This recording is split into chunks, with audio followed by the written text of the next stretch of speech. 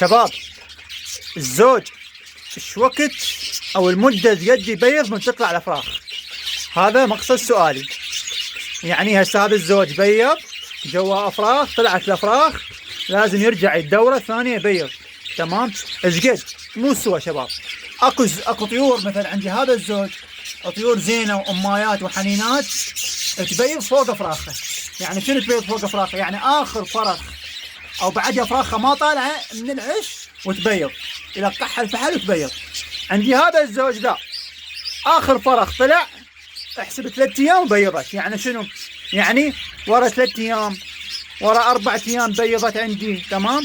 واكو طيور لا تطول اسبوع 10 ايام يلا تبيض. بس هي اهم زوج عندك اذا تريد تعرف الطيور مالتك اصليه، هذا الزوج عندي ما شاء الله. بعد الافراخ ما طالعه، يعني بس كبرت بعد ما طالعه.